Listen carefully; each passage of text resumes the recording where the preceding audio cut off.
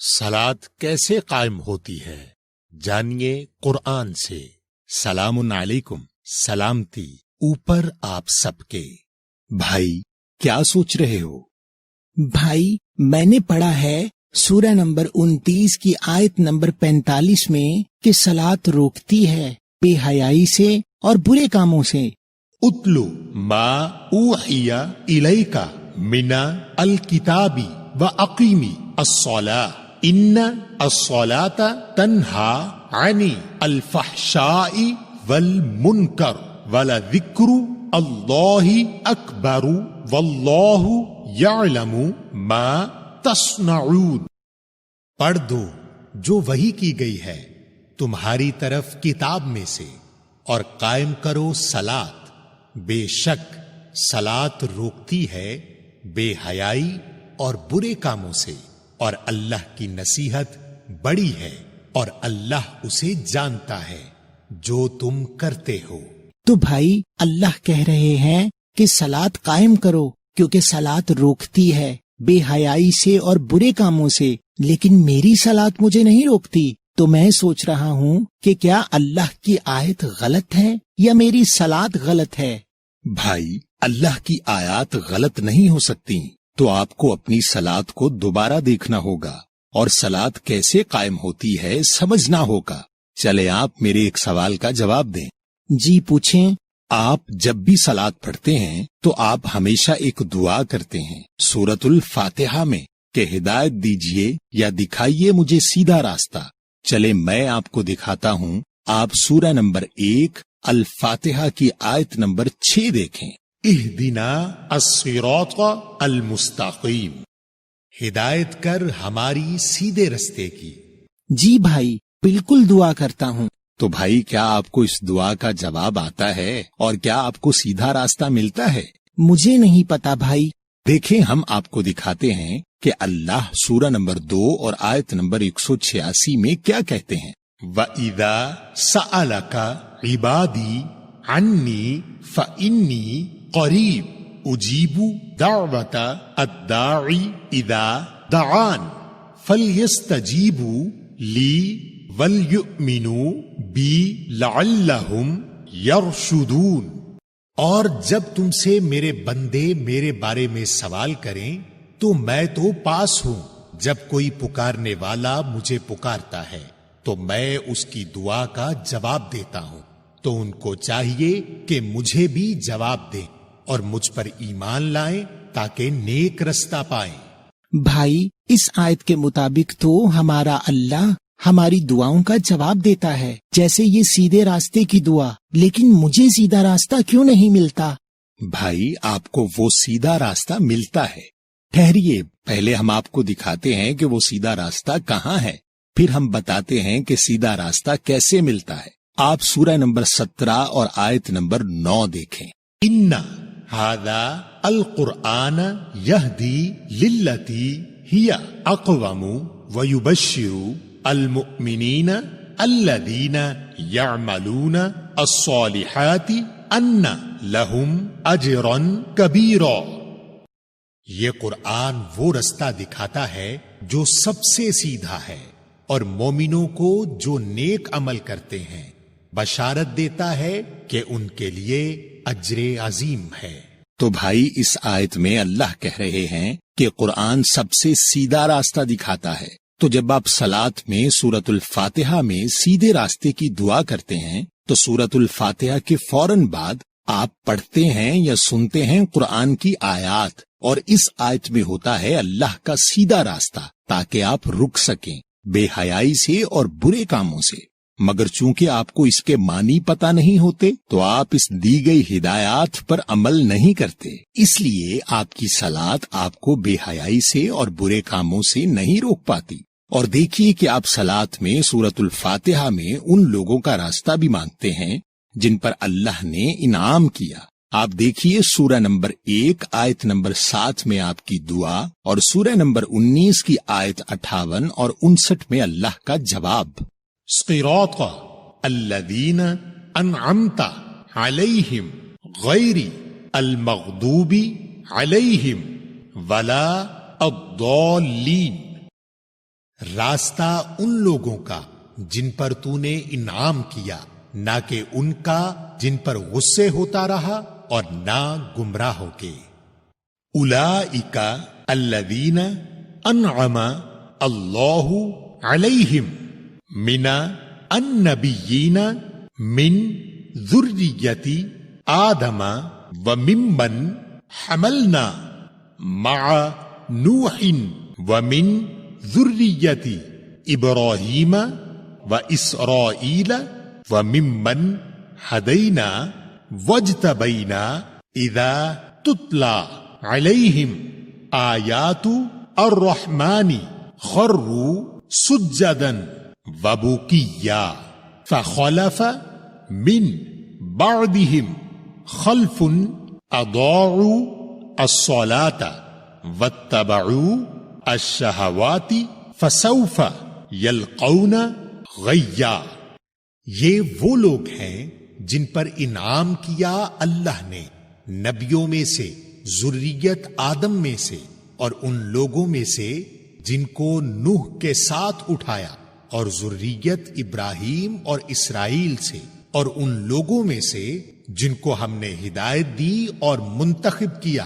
جب ان کے سامنے رحمان کی آیتیں پڑھی جاتی تھیں تو سجدے میں گر پڑتے اور روتے تھے۔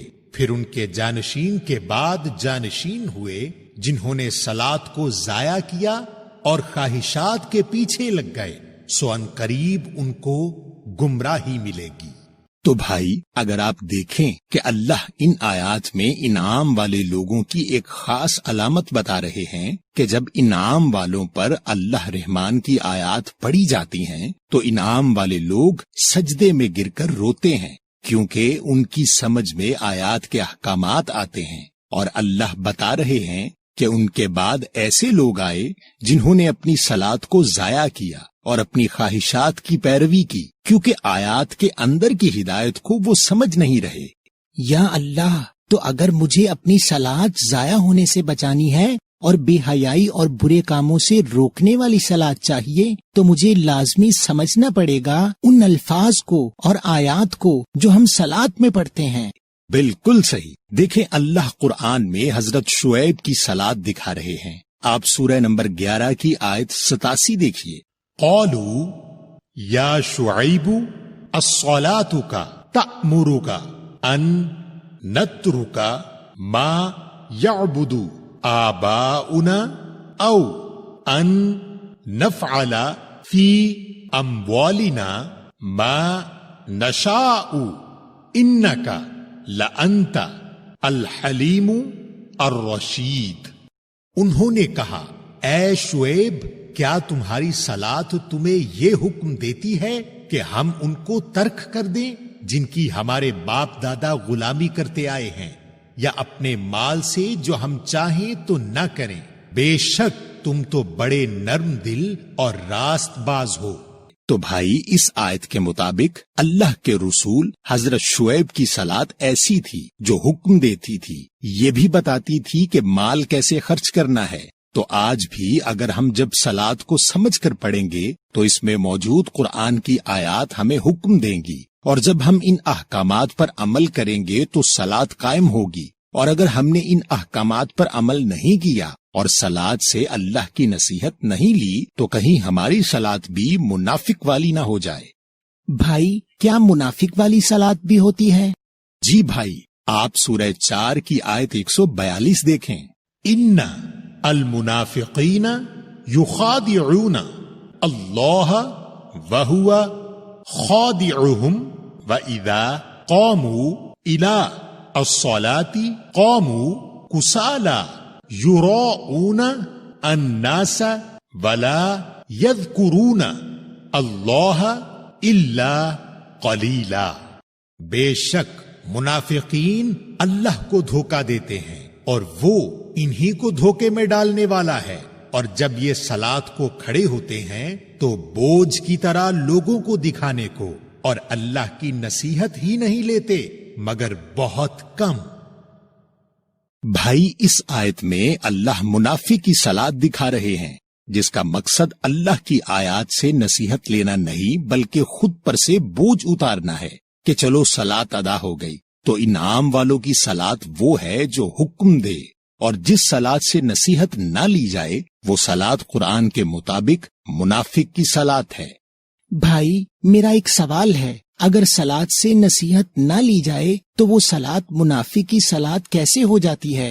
بھائی جب آپ سلات میں سورۃ الفاتحہ میں سیدھا راستہ مانگتے ہیں تو اللہ کی آیات آپ کو سیدھا راستہ بتاتی ہے، اور آپ اس حکم کو مان کر اس پر رکوع میں جھکتے ہیں، رکوع سے کھڑے ہوتے ہوئے کہتے ہیں کہ اللہ نے آپ کی سن لی، اور پھر اللہ کا شکر کر کے حکم پر سجدہ کرتے ہیں کہ آپ اس حکم پر عمل کریں گے۔ مگر چونکہ حکم ہوتا ہے عربی میں اور آپ اس کے معنی جاننے کی کوشش نہیں کرتے، لہٰذا آپ ان احکامات پر عمل نہیں کر پاتے۔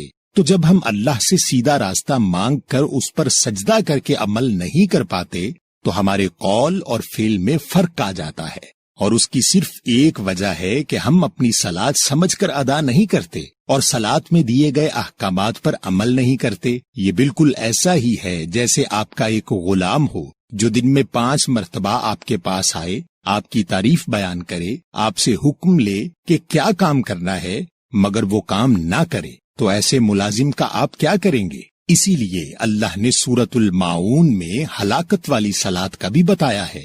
آپ دیکھیں سورہ 107 الماعون۔ أرأيت الذي يكذب بالدين فذلك الذي يدع اليتيم ولا يحض على طعام المسكين فويل للمصلين الذين هم عن صلاتهم ساهون الذين هم يراءون وَيَمْنَعُونَ الْمَاعُونَ۔ کیا آپ نے اس کو دیکھا جو دین کو جھٹلاتا ہے؟ پس وہ وہی ہے جو یتیم کو دھکے دیتا ہے اور مسکین کو کھانا کھلانے کی ترغیب نہیں دیتا۔ پس ان صلات ادا کرنے والوں کے لیے ہلاکت ہے جو اپنی صلات سے غافل ہیں، جو دکھلاوا کرتے ہیں اور عام استعمال کی چیزیں دینے سے منع کرتے ہیں۔ تو بھائی اس سورہ میں اللہ بتا رہے ہیں کہ وہ صلات ہلاکت والی ہے جس کے ادا کرنے والے یتیموں اور مسکینوں اور قریب کے لوگوں کا خیال نہیں کرتے، کیونکہ صلات میں اللہ کی آیات کے ذریعے یتیموں اور مسکینوں اور قریب کے لوگوں کے ساتھ احسن سلوک کرنے کے احکامات آتے ہیں جن پر آپ نہ سمجھنے کی وجہ سے عمل نہیں کرتے۔ تو بھائی سمجھ کر نصیحت لینے والی صلات ایمان والوں کی صلات ہے، اور جس صلات سے نصیحت نہ لی جائے وہ منافق کی صلات ہے، اور جس نے صلات سے لی گئی نصیحت پر عمل کیا اس نے صلات قائم کی، اور جس نے صلات میں موجود نصیحت پر عمل نہیں کیا تو سورۃ الماعون کے مطابق وہ ہلاکت والی صلات ہے۔ تو بھائی وہ جو ہم صلات کے طریقوں میں جھگڑتے ہیں اس کا کیا کریں؟ بھائی اللہ نے قرآن میں 77 سے زائد آیات میں صلات کے بارے میں سمجھایا، ہم نے اہم نہیں سمجھا۔ سورہ 4 کی آیت 142 کے ذریعے منافق کی صلات کا بتایا، ہم نے منافق کی صلات کی تفصیل جاننا اہم نہیں سمجھا۔ سورہ 19 کی آیت 58 اور 59 کے ذریعے اپنے انعام والے بندوں کی صلات کی خاصیت بتائی، ہم نے انعام والے بندوں کی صلات کی خاصیت جاننا اہم نہیں سمجھا۔ سورہ 11 کی آیت 87 کے ذریعے حکم دینے والی صلات کا بتایا، ہم نے حکم دینے والی صلات کو جاننا اہم نہیں سمجھا۔ سورہ 29 کی آیت 45 کے ذریعے بے حیائی اور بری باتوں سے روکنے والی صلات کا بتایا، ہم نے برائیوں سے روکنے والی صلات کی تفصیل جاننا اہم نہیں سمجھا۔ ہلاکت والی صلات کا سورہ 107 میں بتایا، ہم نے یہ جاننا اہم نہیں سمجھا کہ کون سی صلات ہلاکت لاتی ہے۔ سورہ 4 کی آیت 43 کے ذریعے ایسی صلات سے منع کیا جس میں سمجھ نہ ہو، ہم نے سمجھ کر صلات کو ادا کرنا اہم نہیں سمجھا۔ اور صلات جس کو قرآن میں حضرت عیسیٰ، حضرت موسیٰ، حضرت لقمان، حضرت اسماعیل، حضرت ابراہیم، حضرت شعیب، حضرت زکریا، حضرت اسحاق، حضرت ہارون، حضرت یعقوب، حضرت لوط جیسے تمام انبیاء نے قائم کی، اور اللہ نے اس کے طریقے کے لیے 4 بنیادی چیزیں بیان کی، جس میں پہلی چیز آیت کو سمجھ کر پڑھنا ہے، ताकि अल्लाह का हुक्म समझ में आ सके। दूसरी चीज उस हुक्म पर रुकू करना है। रुकू के मानी झुकना होते हैं, यानी अपनी जिद, अपनी अना, अपना तकब्बुर और अपनी नफ्सियाती ख्वाहिशात को अल्लाह के हुक्म के आगे खत्म करना। तीसरी चीज इस हुक्म पर सजदा करना। सजदा के मानी होते हैं तस्लीम करना, यानी जिस अल्लाह के हुक्म पर आपने रुकू किया उसी हुक्म को आपने तस्लीम किया, अहद किया कि आप इस हुक्म पर अमल करेंगे, और जब आप इस हुक्म पर अमल करते हैं तो आप सलात को कायम करते हैं। ये है अल्लाह की बयान की हुई सलात, जिसमें तरीके की कोई अहमियत नहीं। और इसी को तमाम अंबिया ने अपनाया। इसी बुनियाद पर अल्लाह के घर में एक सलात का निजाम कायम किया गया, जो सूरह 3 की आयत 96 के मुताबिक हिदायत की जगह है। और सूरह 2 की आयत 125 में अल्लाह ने आपको मकाम इब्राहिम से मुसल्ला अखज करने को कहा। तो हर दौर का मुसलमान अल्लाह के घर से अपनी सलात लेगा, जहां एक सलात का निजाम हर दौर में कायम रहेगा, जिससे उम्मत मुसलमा में सलात के तरीके का इख्तिलाफ खत्म हो सकता है। और इस तरीके को जानने के लिए आज भी आप इंटरनेट लगाकर वो तरीका देख सकते हैं। मगर अगर उम्मत का सलात का इख्तिलाफ खत्म हो गया तो मजहब के खुद साख्ता ठेकेदारों की दुकानें बंद हो जाएंगी। लिहाजा वो आपको ये कह करके कुरान में सलात का तरीका नहीं, अल्लाह की किताब को नामुकम्मल कहकर अपने फिरके की किताबों की तरफ ले जाते हैं। और इसी वजह से हमने अंबिया की अल्लाह से कलाम करने वाली सलात छोड़कर, अल्लाह की शरीयत वाली सलात छोड़कर अपने फिरके की सलात को शरीयत का हिस्सा समझ लिया। सलात के मकसद को छोड़कर तरीके को पकड़ लिया, और तरीके में झगड़कर फिरके बना लिए, और फिरकों में झगड़कर कुफ्र के फतवे लगा दिए। या अल्लाह, भाई मुझे अब एहसास हो गया है कि समझकर सलात अदा करना और सलात में दिए गए अहकामात पर अमल करना कितना जरूरी है। तो भाई सलात को समझने के लिए मुझे अरबी सीखनी पड़ेगी, जिसमें काफी सारा वक्त लग जाएगा। भाई ये बहुत अच्छी बात है। अगर आप अरबी सीखें, लेकिन इस दौरान आप बाजार से एक सलात की किताब खरीद लें और सलात में पढ़े जाने वाले अल्फाज के मानी याद कर लें, और जब आप मस्जिद जाते हैं तो सलात के इख्तिताम पर आप मस्जिद के इमाम से पूछ लीजिए कि उन्होंने कौन सी आयात तलावत की, और फिर आप घर आकर कुरान से उन आयात के मानी पढ़ लें, ताकि आपको इल्म हो कि आपने अल्लाह से किस बात पर अहद किया है। और अगर किसी वजह से आप अकेले सलात अदा कर रहे हों तो अपनी कमजोरियों पर कुछ आयात तर्जुमे के साथ समझकर याद कीजिए। तो जब आप समझकर सलात अदा करेंगे तो फिर आपकी तवज्जो सलात के ऊपर से नहीं हटेगी, और जब आप इन अहकाम पर अमल करेंगे तो आपकी सलात कायम होगी। भाई आपका शुक्रिया कि आपने मेरी रहनुमाई की। अब मेरी समझ में आ गया कि अगर मैं अपनी सलात समझकर अदा करूंगा तो मेरी सलात मुझे रोकेगी बेहयाई से और बुरे कामों से, और अगर सलात की वजह से मैं रुक गया बेहयाई से और बुरे कामों से तो मैंने अपनी सलात कायम कर दी। तो भाई अब ये आपकी जिम्मेदारी है कि इस वीडियो को शेयर करें और दूसरों को भी सलात कायम करना सिखाएं।